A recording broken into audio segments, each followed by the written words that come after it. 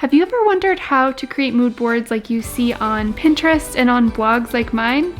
Well, wonder no longer, because in this video I'm going to give you all of my favorite tips and tricks for how to create a mood board for free using Canva.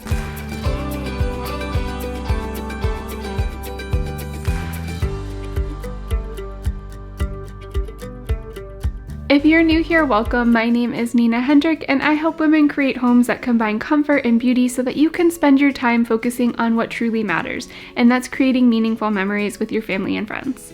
In this video, I'm going to show you one of my favorite things of all time, and that's how to create a mood board. And we're going to use the free graphic design software Canva.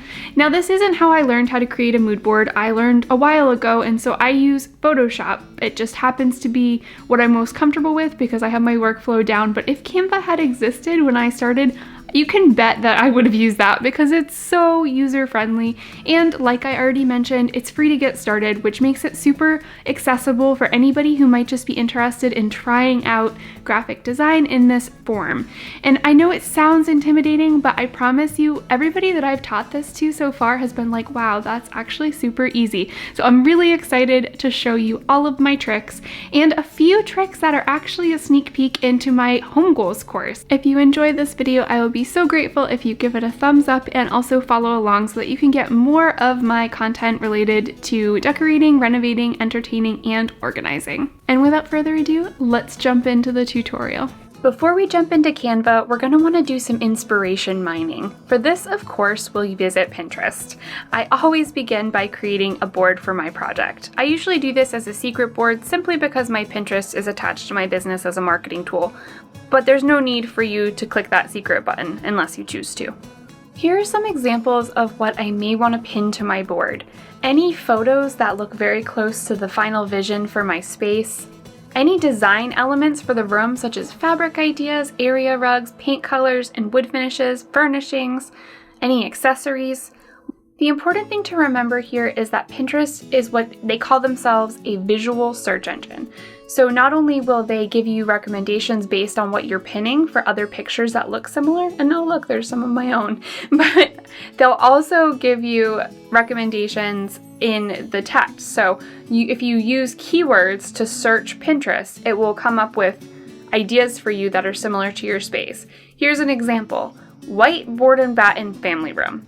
You're going to get very cottagey, farmhouse style family rooms that match those keywords. So it's a lot like Google in that way, that it'll give you a lot of recommendations based on keywords. Once you've gathered a lot of pins and a ton of inspiration on your board, then it's time to begin sourcing. The first thing we're going to want to do is create a folder on our desktop for any images that we save from Google Images. Then we're going to navigate to Google Images and begin to use those keywords that I mentioned. For this example, I'm going to search for the paint color Simply White by Benjamin Moore, which is our main white paint color in our home. You're going to want to click on an image and then right-click or control-click and save image to that folder that you've created on your desktop for this project. Like my family room project, it may turn out that you're going to be reusing items from your former space in your new space, and so I like to just search for general terms if the actual item isn't available. For example, I have gray slip-covered sofas. I did not buy the slip covers with the sofas, so I'm just going to search for a charcoal gray slip-covered sofa with turned arms to try to find an example that's pretty close for my mood board. It doesn't have to be perfect. It can just be similar, especially if it's an item that you're not trying to buy, if you're just sourcing something you already have. I also already have this rug, so I'll add this to my mood board just to give the overall picture because I need some new pillows to match it.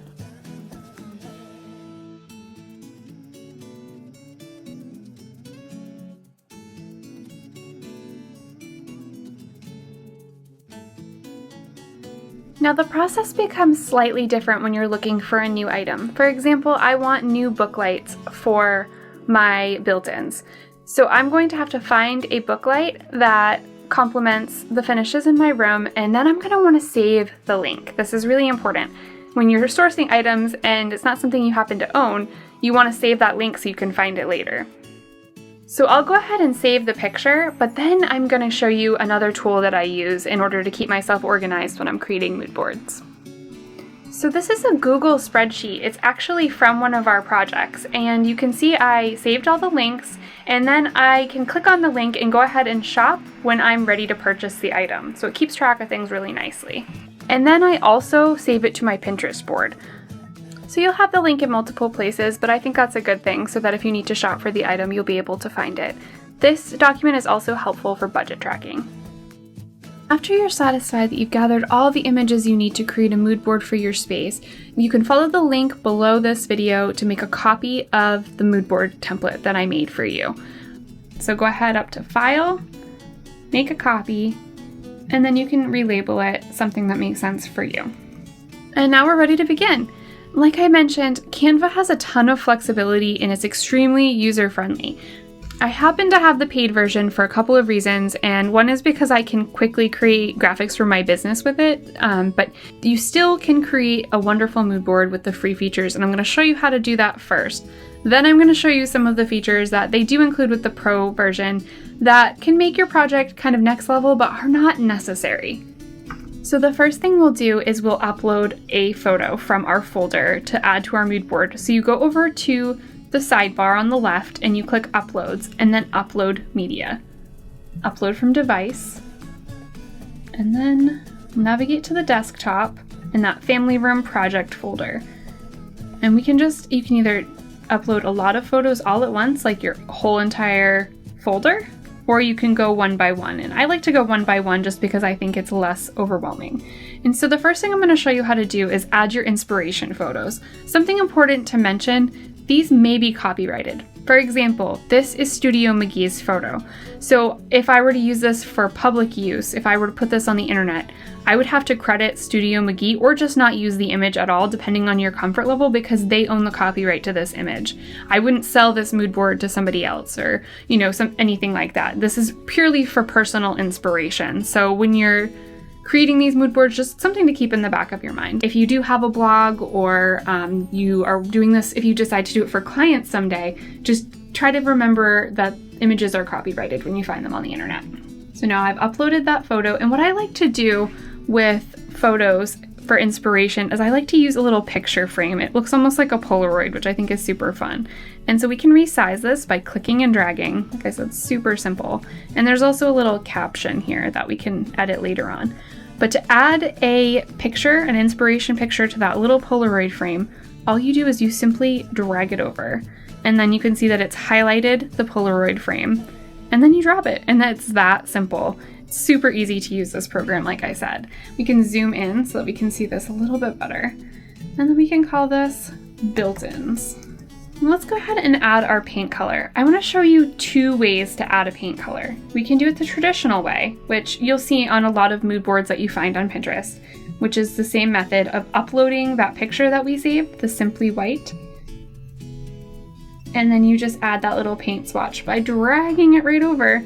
And obviously we're going to want to resize that a little bit. So to resize, you just click that corner and drag it down. And we'll put that in the back because it does have a white background right now and we don't want it to look kind of choppy.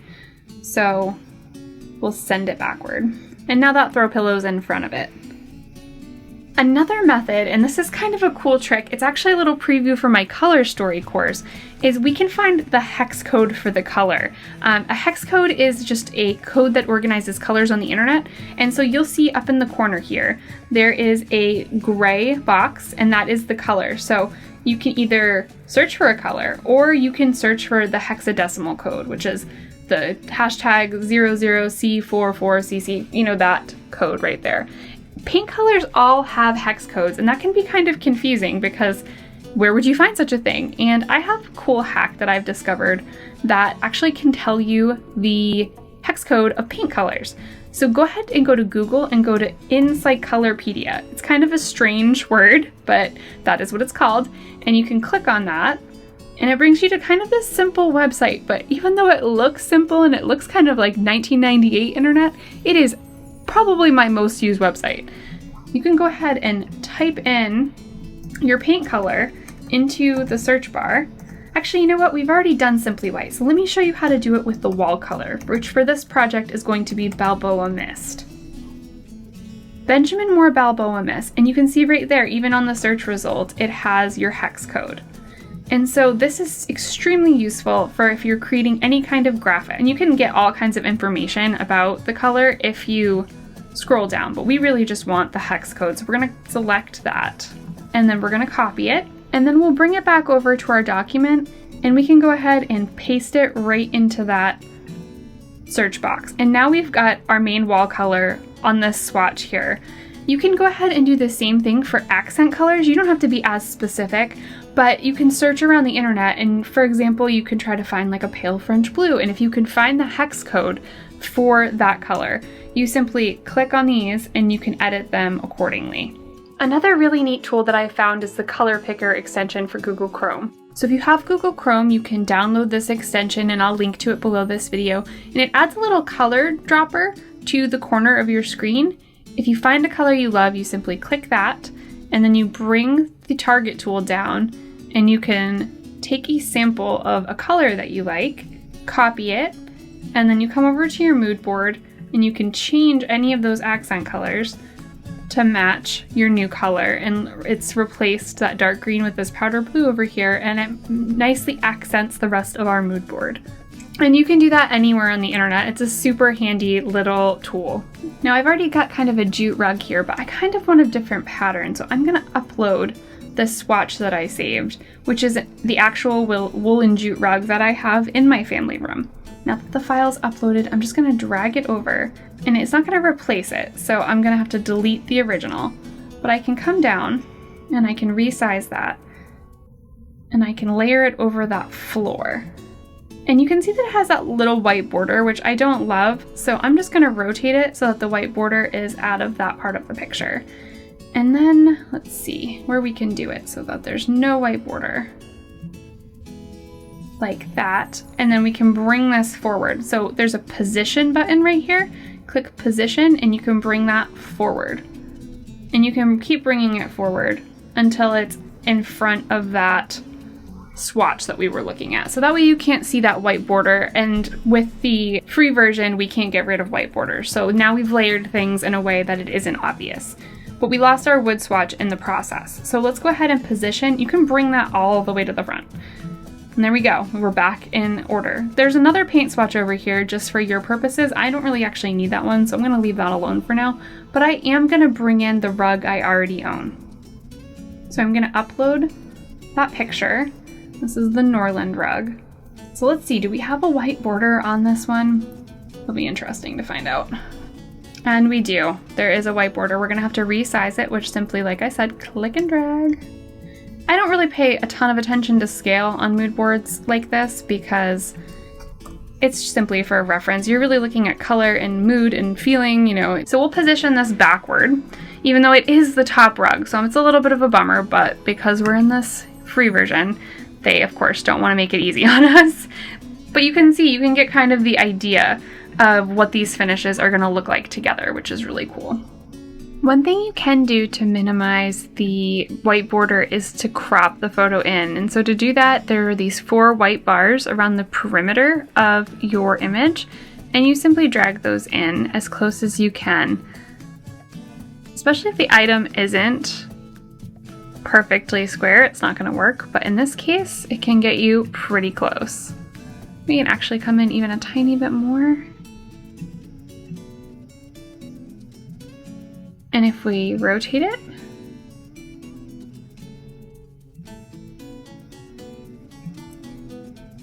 that white border is off of the other rugs, and it gives you that effect I was hoping for with the rugs in proper order of how they'll be laid on the floor. Now I'm going to show you one of the paid features that is one of the reasons why I subscribed to the Pro version, and that is the ability to get rid of the background. Like I said, not necessary, but it is helpful. So I've uploaded my sofa. It's kind of similar to mine. It's not exactly the same like I mentioned, but then with the Pro version we can do effects, background remover. And it's gotten rid of that white background on that sofa, so we can kind of move it around and play with it and put it wherever we want. I'm going to zoom out by pushing Command- on my computer, which is a Mac. So some of these commands might be a little bit different for you, But that is the reason right there. That's the #1 reason I have the paid version, because it makes that so much simpler. But there is a way, and I'm going to show you that too, to just layer it so that it's not a big deal.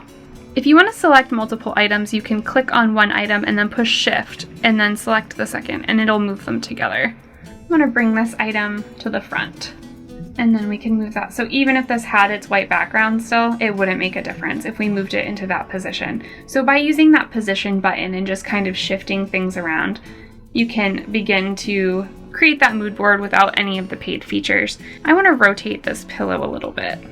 There we go. That looks a little bit more natural. And the pillow is something that I removed the background on when I was creating the template, just to remind myself to show you how to do that. But if I were to just add the pillow with the free version, I would simply drag it over, and then you could put it below the sofa.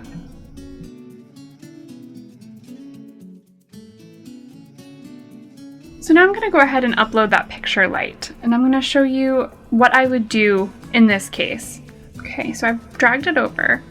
I'm going to bring it down. Everything's kind of getting crunched here, so I can very conveniently click and drag and select everything and move it all up, which is really nice. It's a nice thing to be able to do. And so I'm going to bring my little picture light as close as I can get it to my built-ins. Sometimes mood boards just kind of take on a mind of their own and they get bigger and bigger as you go. So if I were removing the background, I'd probably bring it up higher, but I want to show you how to do this without removing that background. So I'm going to come over to Elements, and I'm going to search for an arrow. And there will be free and there will be paid. So you can find free arrows. See, these are all free. And you can also, instead of just like a straight arrow, let's see if we have any free curly Q arrows, because I tend to like those better.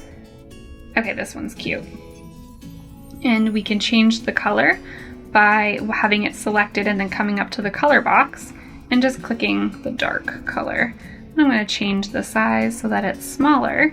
And then I'm going to go ahead and create a new label. So I'm just going to copy this label that I already have that exists, because I like to make my labels look almost like I wrote them by hand. I use cursive on my mood boards. Let's duplicate it. And then you can choose any font you like. You don't have to use the cursive. So you can select it and then go ahead over here to this box, and then you can drop down and you can choose any font that you might like to use. But I really like my brand cursive. It's what I use for all my mood boards. And I'm going to add battery powered picture light. And I'm probably gonna have to reformat this, but that's okay. And so I'm just gonna drag this text box to make it wider, and then reposition the text so that it's lined up. And now I've labeled that picture light. You can also add labels for things like your paint color. So for example, if I want to create a new text box, I would come up to text on the left bar, and then you could add a little bit of body text. And then let's just say we wanted it to be in this normal, this like sans serif font. And I'm gonna say simply white. Actually, I'll probably add that it's Benjamin Moore too. I only use Benjamin Moore, so I typically know, but you might have other preferred paint brands. And so we can make it smaller. We can highlight it, and then let's go down to around 16. And then we'll click and we'll drag it. And so now you know that's Benjamin Moore Simply White. So there's one more important trick that I want to teach you. You'll probably want to keep a digital copy of this right in your Canva dashboard. So you can go ahead and you can add links to every single one of your items. So like I mentioned, I don't necessarily need the link for something like the flooring, which we put in years ago. But let's just take this picture light, for example. That's a new item that I'm adding to my room. I'm going to want to grab the link, which I can either do from the tab that I already have open on my browser, like I'm doing right now, or if you've saved it to that Google Doc. And so I've copied that link, and now you can add the link to the picture. Go ahead and select that, and I'll paste it. And so now if I were just shopping, I could click on that and it would have another place, just yet another place where I've saved that product link, and that's super helpful to do. So once you're satisfied with your mood board, like in real life, I would fiddle around with this more and I'd add more labels, and I might just rearrange things until I was super satisfied with it. But for the purposes of this, I just want to show you these basics and let your creativity take you where it will. After I'm done and I'm satisfied with this look, I have my accent colors that I'm going to bring into the accessories. I have a pillow with my paint colors, my carpet, all of the different things, my wood finish. I'm going to go ahead and download it. So you can click the download button, and then you're going to want to do it as a PDF, not a PNG, even though that's what they suggest. But we want it to be a PDF print. You would then download it and print it from your computer like any normal document. And then you have your completed mood board. One final thing I wanted to show you. If you've added links to your mood board and after you've downloaded it, you can open it up, open up your PDF, and all of those links become clickable. So you can actually shop your PDF. And by clicking on that link, it's brought me right to the product page where I can buy that light fixture. And I hope that this was super helpful for you. I love creating mood boards. It's kind of an art form, so kind of difficult to teach, but I hope that that made sense. And if you have any questions about any of the other features, I didn't show them all to you because I didn't want to overwhelm you with things you didn't need. It's really a basic, intuitive program, so pretty easy to figure out what you want to do. And you can either upgrade or not. You can certainly create a gorgeous mood board either way. And so there you have it. I hope that this video was super helpful for you. I would love to see it. If you end up creating a mood board, make sure to tag me on Instagram at Nina Hendrick Home so I can share it with my followers and my stories. I absolutely love seeing the mood boards that people create after they learn this method. It is so much fun. Everybody has a different style and a different take on it, and it's so fascinating. So please do share. And like I mentioned earlier, if you enjoyed this video, I'd be so grateful if you could give it a thumbs up and subscribe or leave a comment and just let me know what you think and if these tricks were helpful to you. Thank you so much, and until next time.